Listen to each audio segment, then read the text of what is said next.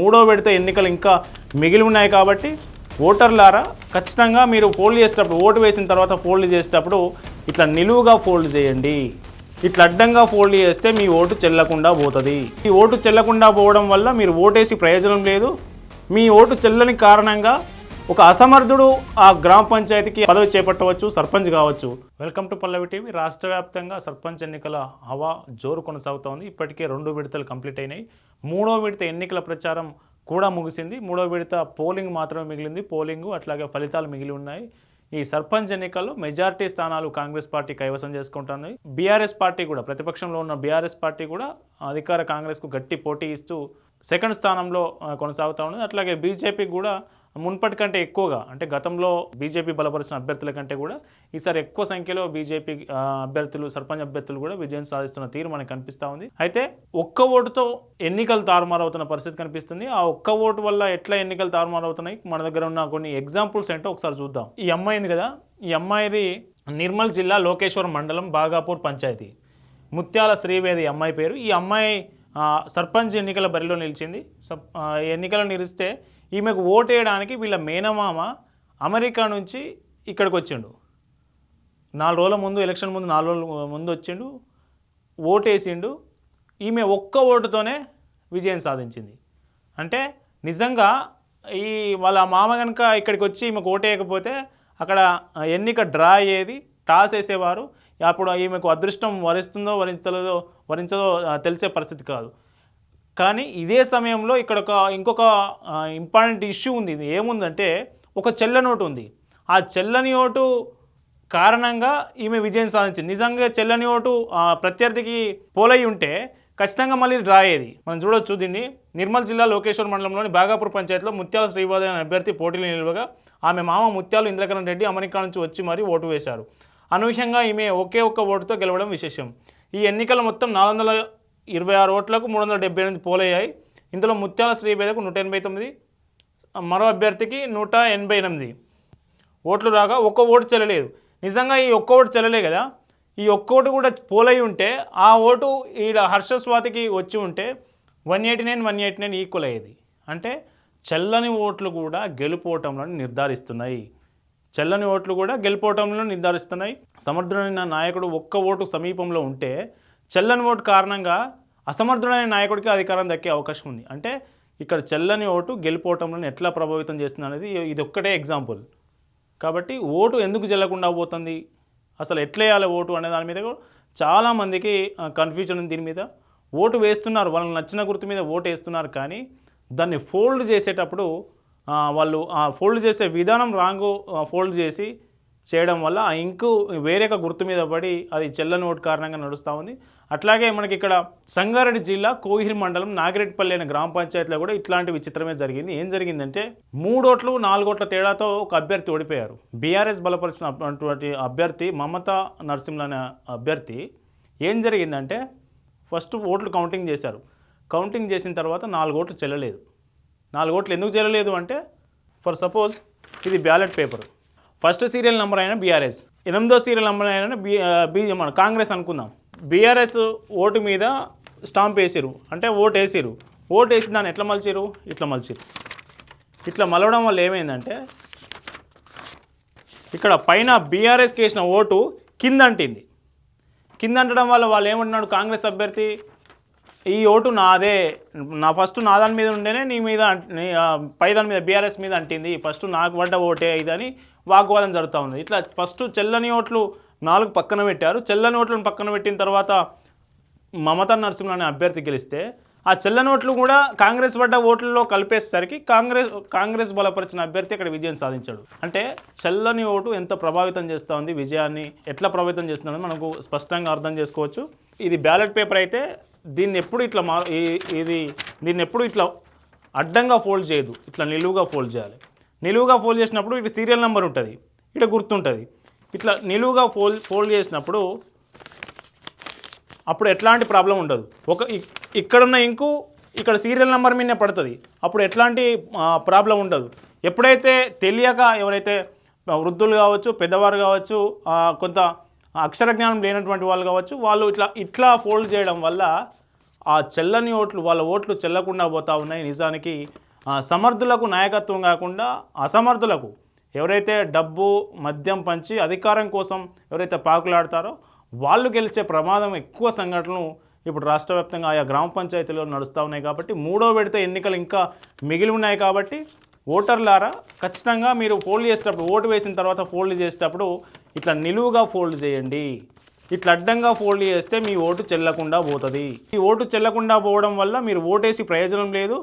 మీ vote చెల్లని కారణంగా ఒక అసమర్థుడు ఆ గ్రామ పంచాయతీకి పదవి చేపట్టవచ్చు, సర్పంచ్ కావచ్చు.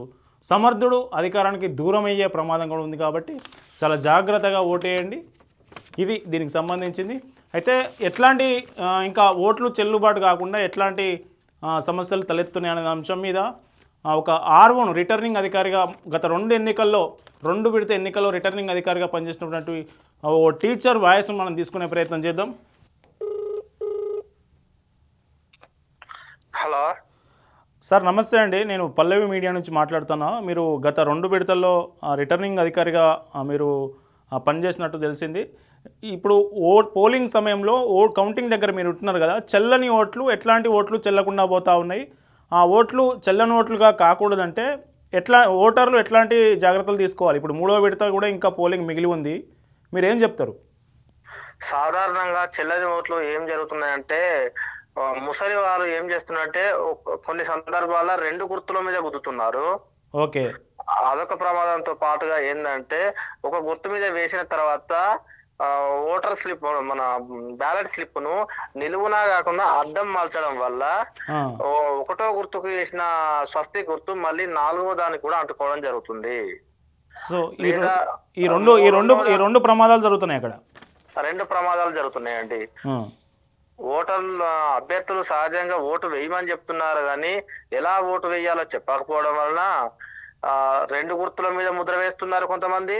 మరికొంతమంది అడ్డంగా మలవడమే ప్రధాన సమస్య అవుతుంది. అడ్డంగా మలవడం వల్ల మొదటి లేదా 2వ గుర్తుకి వేసిన స్వస్తి గుర్తు మళ్ళీ 4వ 5వ దానికి కూడా అంటుకుంటుంది. ఇప్పుడు మనకు పోలింగ్ కేంద్రంలో చూసినట్లయితే అట్లాగే మీరు రిటర్నింగ్ అధికారులు ఉంటారు, అట్లాగే పోలింగ్ నిర్వహించే అధికారులు ఉంటారు, పోలింగ్ ఏజెంట్లు కూడా ఉంటారు కదా. అక్కడ వీళ్ళెవరు అక్కడ చెప్పడానికి ఆస్కారం లేదా? పోలింగ్ ఆఫీసర్ చెప్తున్నాడని పోలింగ్ ఆఫీసరు మలిచి ఇస్తున్నాడు, నిలువుగా మలిచి ఇలా వేయమని చెప్తున్నప్పటికీ లోపలికి వెళ్ళిన వారు ముద్ర వేసిన తర్వాత మళ్ళీ అడ్డంగా మలుస్తున్నారు. ఎస్, అంటే వాళ్ళు ఒక పొరపాటు చేయడం వల్ల ఓట్లు చెల్లకుండా పోతా ఉన్నాయి. దీంతో ఇప్పుడు కౌంటింగ్ చెల్లని ఓట్ల కారణంగా గెలుపోవటంలో తారుమారైన సందర్భాలనే మీరు దాదాపు ఒక 2 ఎన్నికల్లో మీరు పనిచేశారు కదా. నిన్ననే జరిగిందండి. ఏ జిల్లాలో? మహబూబాబాద్ జిల్లా గార్లా మండలం ఓకే మధ్యవంచ గ్రామంలో చెల్లని ఓట్లు 13, కానీ గెలుపోవటముల మధ్య వ్యత్యాసం మాత్రం 5 ఓట్లు మాత్రమే ఉన్నది. చూడండి, అంటే చెల్లని ఓట్ల కారణంగా గెలుపోవటం ఎట్లా తారుమారైతేనేయో ఇది ప్రధానంగా దృష్టి పెట్టాలి. ఓటర్లందరూ ఇప్పుడు మూడో విడత రాష్ట్ర వ్యాప్తంగా మరో 3,000 పంచాయతీలకు 3 నుంచి 4,000 పంచాయతీలకు ఎన్నికలు జరగబోతున్నాయి. కాబట్టి ఖచ్చితంగా ఓటర్లు గుర్తుపెట్టుకోవాలి. మీకు ఇచ్చిన బ్యాలెట్ స్లిప్ ఏదైతే ఉందో దాన్ని అడ్డంగా కాకుండా నిలువుగా మలవాలి. అట్లాగే ఒకటే గుర్తు మీద ఓటు వేయాలి. ఒకటి వార్డు మెంబర్ కోట్ ఉంటుంది, ఒకటి సర్పంచ్ కోట్ ఉంటుంది. 2 స్లిప్పులు ఇస్తారు. 2 స్లిప్పుల మీద ఒకటేసారి ఒకే గుర్తు మీద ఓటు వేయాలి. ఇప్పుడు ఈ బ్యాలెట్ పేపర్ మీద అభ్యర్థి పేరు కానీ అభ్యర్థి ఫోటో కానీ ఏమైనా ఉంటుందండి? బ్యాలెట్ పేపర్ మీద అభ్యర్థి పేరు కానీ ఫోటో అని ఏమి ఉండదండి. సీరియల్ నంబర్ గుర్తు మాత్రమే ఉంటుంది. ఓకే, చాలా మంది పొరబడుతున్నారు. లోపలికి వచ్చే వరకు అభ్యర్థి పేరు కనబడతలేదు, ఫోటో కనబడతలేదు అంటున్నారు. ఎందుకంటే వీరు ప్రచారం చేసే సమయంలో పేరును చేసి బ్యాలెట్ పేపర్ లో ప్రచారం చేసుకుంటున్నారు.